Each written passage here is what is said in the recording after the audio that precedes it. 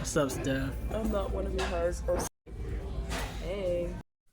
What does moving different slang meaning? Moving different in slang means someone is acting or living in a changed way compared to before or compared to others. It usually implies you've leveled up or improved confidence, money, mindset, success. You're not doing things the same as you used to. You're separating yourself from the crowd. Examples are ever since he started training seriously, he's been moving different. He's more disciplined and focused now.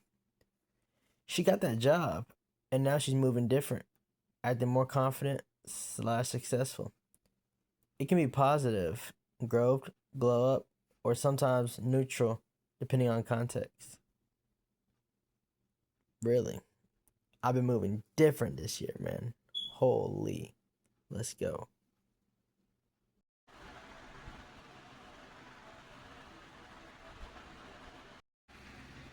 Yo, what's good? It's your boy JG Tennis, back with another video. So today's video is gonna be about the 2020 NBA bubble. Now, of course, you know my channel is JG Tennis, and why am I talking about other sports besides tennis and doing other things? Well, I do still make tennis content, but for right now,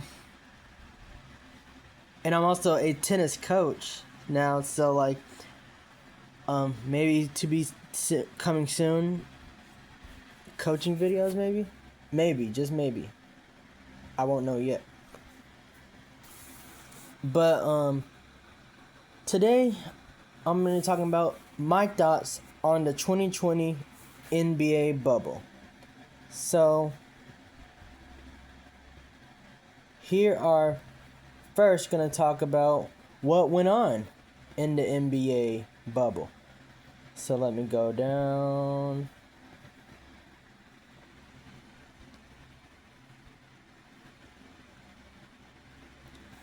Here's a summary of it. The 2020 NBA bubble. The 2020 NBA bubble was one of the most unique moments in basketball and sports history. Here's a full rundown of what happened. What it was. The NBA bubble was a quarantine, closed campus environment created by the National Basketball Association, the NBA, at the Walt Disney World Resort, in Orlando, Florida. It allowed the league to safely resume the 2019-20 NBA season, which had been suspended in March 2020 due to the COVID-19 pandemic. So the location was at ESPN's Wide World of Sports Complex in Orlando, Florida. Games were played without fans in attendance, and the three main arenas that were used was the Arena, HP Fieldhouse, and the Visa Athletic Center. Here's the timeline. March 11th, 2020. The NBA suspends season after Rudy Gobert from the Utah Jazz tests positive for COVID-19. July 7th through the 9th, 2020, the teams arrive in Orlando and they quarantine. July 30th, 2020, the season officially resumes. October 11th, 2020, the season concludes with the NBA Finals. How it worked. 22 of the league's 30 teams were invited. Those within 6 games of a playoff spot, teams played 8 seeding games to determine playoff standings. Strict COVID testing and isolation rules were enforced. No positive cases were reported inside the bubble. Players lived in Disney hotels and could fish, golf, play video games, and attend team activities in their free time. The results were, of course, we know, the NBA champions were the Los Angeles Lakers. The finals MVP was LeBron James. They defeated the Miami Heat 4-2 in the finals. It was LeBron's 4th NBA title and the Lakers' 17th championship, tying them with the Boston Celtics for most in NBA history, which now Boston is back to leading because they won in 24. Some of the most notable moments was Damian Lillard went off in the seeding games, winning the bubble MVP. Devin Booker and the Phoenix Suns went 8-0 in the bubble, but barely missed the playoffs. Donovan Mitchell versus Jamal Murray had an epic duel in the first round. Both scored 50-plus twice in the same series. The players protested racial injustices, even though some of the they probably should still play, leave politics out of sports. Include the Milwaukee Bucks with walkout after the shooting of Jacob Blake, which temporarily paused play. The 2020 NBA bubble was remembered as a massive success in public health and logistics, a testament to player mental toughness, isolation, and no fans made it emotionally challenging. A historic and emotional championship for the Lakers, especially following Kobe Bryant's death earlier that year. So let's look. The NBA was doing good. Now, of course, not a lot of people watched the bubble because it was like the least watched championship, I would say. But minus the injustices, I really liked some of the do I think how what am I even talking about? Do I think that it counts? Because a lot of people call it the Mickey Mouse ring, right? Which it was at Disney, yeah. So let's do a full breakdown of the 2020 NBA playoffs, all-arounds, results, and key storylines. So, of course, we know 2020 NBA playoffs was in the bubble. The location was Walt Disney World, Orlando, Florida, August 17th to October 11th, 2020. In the Western Conference, the first round, right? The Los Angeles Lakers defeat the Portland Trail Blazers 4-1. Damian Lillard led Portland to an early Game 1 win, but LeBron and AD dominated the rest. The Houston Rockets defeat the Oklahoma City Thunder 4-3. A dramatic Game 7, James Harden's late block on Lagance Dort sealed it. The Denver Nuggets defeated the Utah Jazz 4-3, an instant classic. Jamal Murray, 50, 42, 50 points, and Donovan Mitchell, 57, 51 points, traded historical scoring duels. And the Denver Nuggets came back and won from a 3-1 deficit. The Los Angeles Clippers defeat the Dallas Mavericks 4-2. Luka Doncic's Game 4 buzzer beater in overtime was legendary, but Kawhi Leonard took over the series. So then the semifinals. The Los Angeles Lakers defeat the Houston Rockets 4-1. The Lakers adjusted after Game 1 again, just like the last series. LeBron and AD overpowered Houston's small ball lineup. The Denver Nuggets defeat the Los Angeles Clippers. Denver came back from 3-1 down again, stunning the Clippers, even when they were down big at the half. Nikola Jokic and Jamal Murray led the way as the Clippers collapsed. And in the conference finals, the Los Angeles Lakers defeated the Denver Nuggets 4-1. LeBron closed the series with a triple-double in Game 5. Anthony Davis hit a buzzer-beater three-pointer in Game 2, which they call the Kobe moment. The Eastern Conference. The Eastern Conference first round was the Milwaukee Bucks defeat the Orlando Magic 4-1. Magic stole Game 1, but Giannis and the Bucks cruised after. The next game, the Miami Heat was 5th seed, defeated the Indiana Pacers, who were the 4th seed, 4-0. Jimmy Butler and Bam Adebayo dominated. The Heat swept easily. The Boston Celtics defeat the Philadelphia 76ers 4-0. Now we all know Philadelphia won this year. Well, against them this year. Coming from 3-1, that's crazy. The Celtics defense shut down Embiid. The 76ers played without Ben Simmons. The Toronto Raptors, defending champs during that time, defeated the Brooklyn Nets 4-0. Raptors' depth too much for their depleted Nets. In the conference semifinals, the Miami Heat defeated the Milwaukee Bucks 4-1. It was a huge upset. Butler outplayed Giannis, who was injured late in the series. But, they were winning 3-0 before Giannis even got hurt.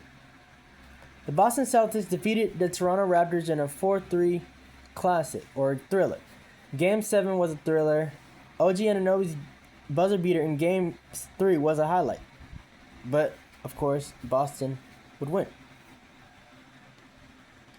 Then in the conference finals, the Miami Heat defeated the Boston Celtics 4-2. Jimmy Butler's leadership and Bam Adebayo's Game 1 block on Jason Tatum sealed Miami's finals berth. Then, the NBA Finals. The LA Lakers, the Los Angeles Lakers versus the Miami Heat. The Lakers would win 4-2. The Finals MVP, of course, LeBron James, fourth of his career. Here's the notable performances. LeBron James, 29.8 points per game, 11.8 rebounds per game, and 8.5 assists per game. Anthony Davis had 25.0 points per game, 10.7 rebounds per game, and elite defense. Jimmy Butler had two 40-plus point triple-doubles in Game 3 and Game 5, but in Game 6, Lakers clinched the title, dominating 106-93. Legacy of the 2020 playoffs. No fans, but some of the best basketball ever played. Mental endurance and team chemistry were key factors. The Lakers championship was dedicated to Kobe Bryant, who had died earlier that year. So,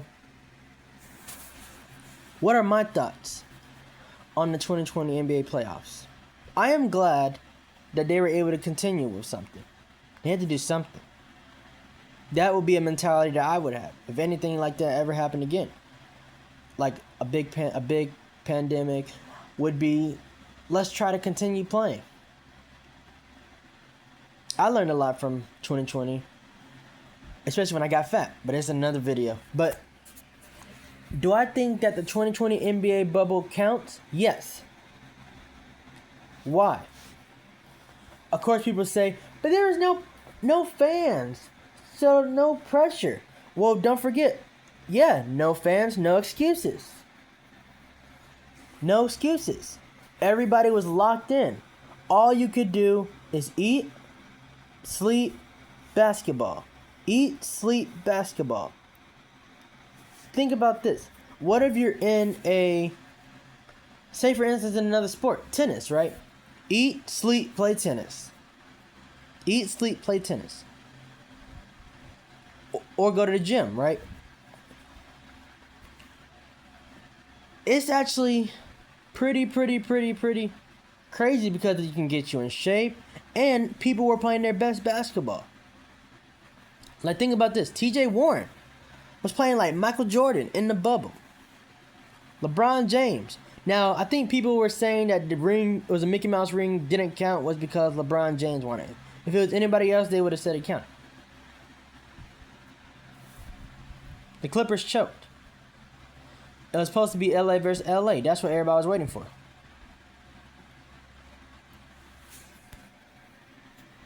But the Los Angeles Lakers won that championship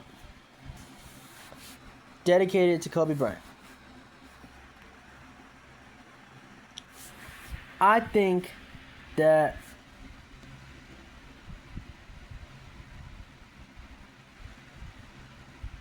I think that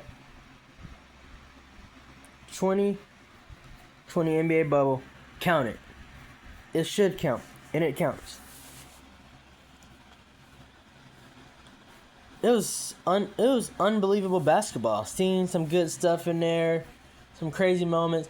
Even though, like, if those moments were to happen at actual stadiums, like, the fans would be going crazy.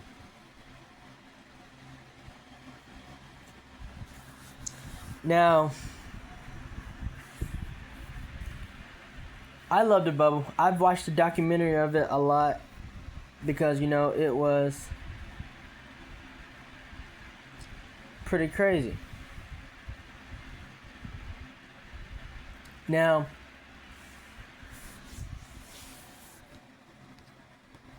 I liked the setup. I liked seeing the players go at each other. Playing in a gym. No fans. No excuses. That's usually what I do, and I can kind of compare it to what I do in college. For real. I wake up, go to class,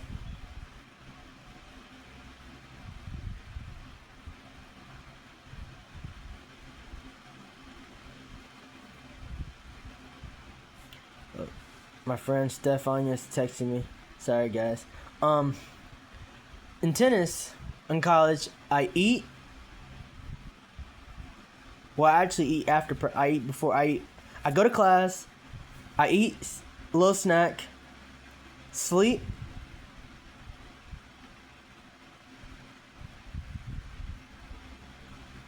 I sleep. No. Go to class. What am I even talking about? I wake up. Go to class. Eat. Tennis. Well, actually, gym. Eat. Tennis.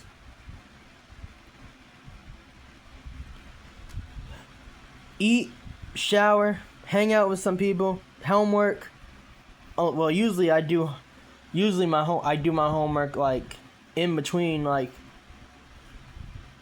my classes. So like unless actually, and that's another thing. Well, I have to put in another video. You should, like if you're in college, you can do your homework while you're in some of your classes. That depends on what class it is. If you're taking like a math class, maybe you probably don't want to do your homework during that time. But if you're in another class, like the listening class, do your homework. Do homework while you're in there, or just do your homework before practice. Get it done. Okay, yeah. But in the NBA bubble, eat, sleep, play basketball. That's what it was. And it was pretty good. Even like I was able to see like some of the foods that they had. And of course, you know what they were feeding them. They're at least trying. Some people said that they were gonna get like slimmed down in the bubble. Yeah, they're not wrong.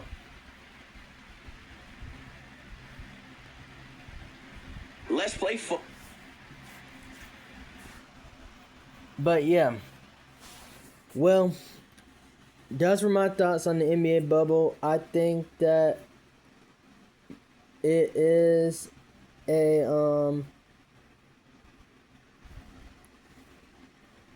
is real. I mean, it is a real ring. And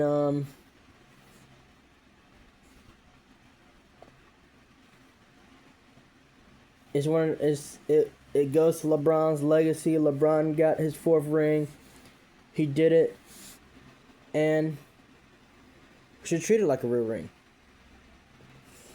Well, those are my thoughts on the NBA bubble. It's been your boy JG Tennis, and peace out. Goodbye, Gwen.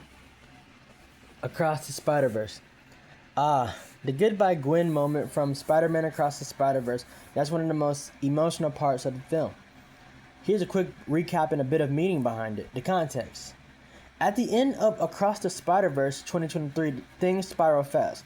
Miles Morales accidentally ends up in Earth 42, a world where there's no Spider-Man, and instead his counterpart, Miles G. Morales, becomes the Prowler.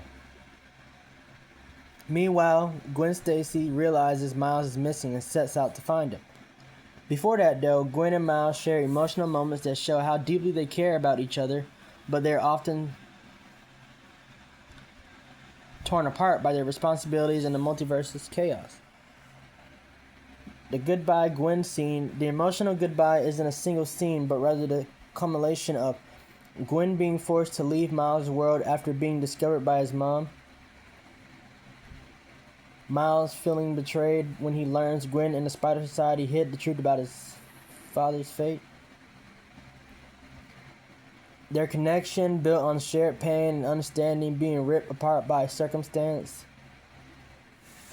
The Goodbye Gwen moment captures the heartbreak of two people who want to be together but are separated by worlds, literally. The music. The scene is amplified by Daniel Pemberton's score and the tracks Gwen's theme, soft drums, echoing guitar, and haunting vocals that perfectly fit her melancholy, which I don't know what the word is, I'm sorry. When paired with the final montage, Gwen forming her own team to find Miles, it becomes bittersweet, a goodbye but not the end. Meaning, Gwen's goodbye symbolizes loss, growth, and determination. She's not giving up. She's becoming her own hero while still fighting for Miles. Miles, on the other hand, faces his darkest challenge yet. Alone, but stronger for it. Would you like me to write a short, emotional goodbye Gwen scene or quote inspired by Across the Spider-Verse? Not for real. But yeah. So, I'm excited. Can't wait for Across the Spider-Verse in 2020. Beyond the Spider-Verse in 2027.